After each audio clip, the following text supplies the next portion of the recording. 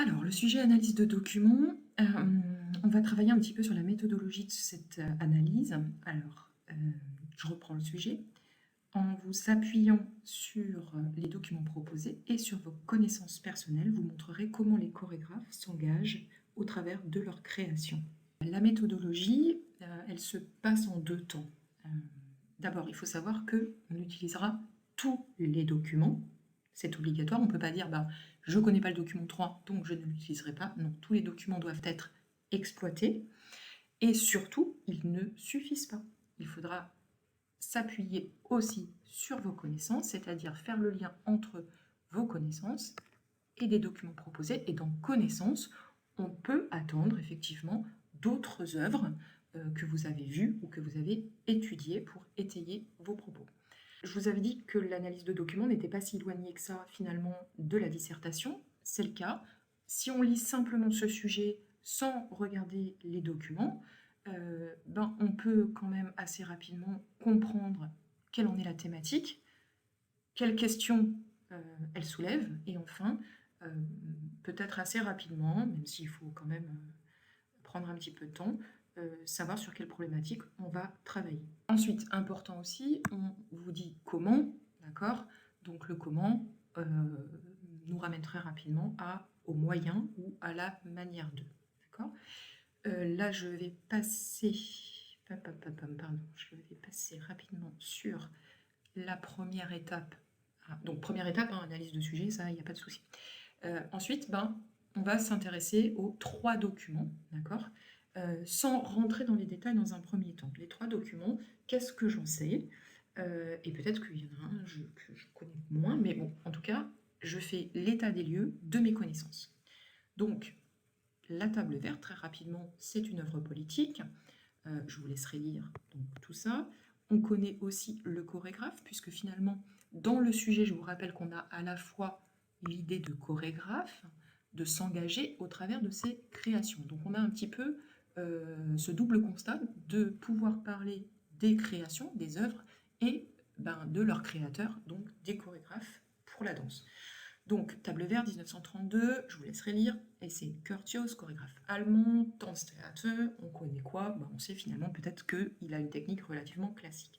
Sacre du printemps, 1975, on sait que c'est une relecture, qu'il en existe une multitude, on peut faire très très rapidement référence à l'œuvre originale, attention au hors-sujet, on le cite parce que ce sont des connaissances, mais on essaye de le citer de façon intéressante pour le sujet. C'est pas du plaquage de connaissances. On sait qu'on parlera encore une fois de sacrifice, ça c'est en lien finalement avec le sujet, sacrifice de la femme dans la société un peu patriarcale. Pina Bausch, qu'est-ce qu'on sait d'elle? Alors elle fait le lien assez rapidement avec le chorégraphe précédent, puisque c'est son élève. Qu'est-ce qu'on sait d'elle? On sait d'elle qu'elle affectionne particulièrement le sol-matière, qu'elle travaille beaucoup la relation homme-femme, qu'elle travaille aussi sur le tropisme. Alors ça, c'est assez important. Tropisme, je ne sais pas si vous vous souvenez, on en avait parlé, c'est toutes ces petites dérives en fait humaines.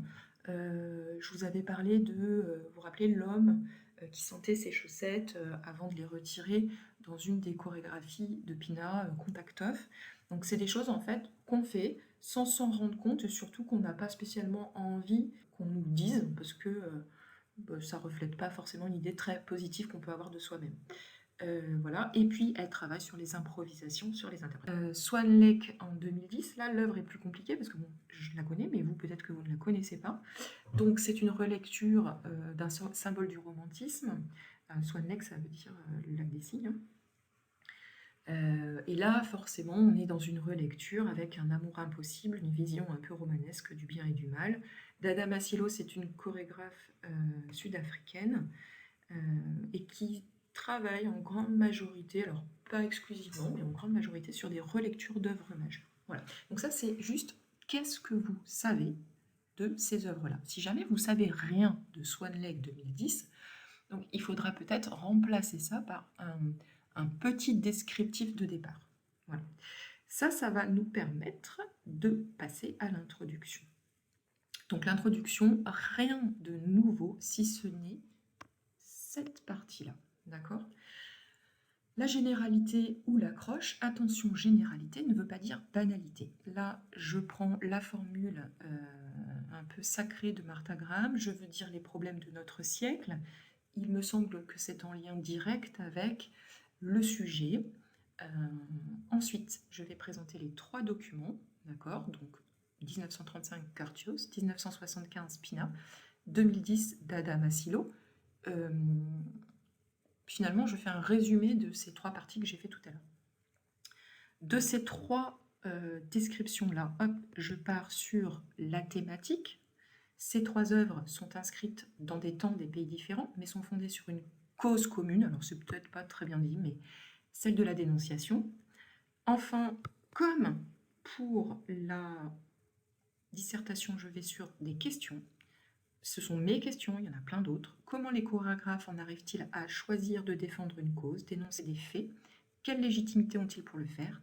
Pourquoi préférer le mouvement au mot dans cette quête de révélation, Sur quoi peuvent-ils s'appuyer dans l'art chorégraphique pour servir leurs ambitions?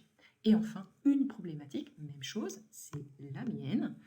Nous nous demanderons alors pourquoi et comment des chorégraphes ambitionnent de dire le monde, d'énoncer les travers sociaux ou révéler les angoisses de la race humaine, s'éloignant de préoccupations exclusivement esthétiques. Attention, là je ne dis pas qu'il n'y a pas de préoccupations esthétiques dans leur chorégraphie, mais ce n'est plus ce qui est au centre en fait de leurs préoccupations. Voilà pour cette première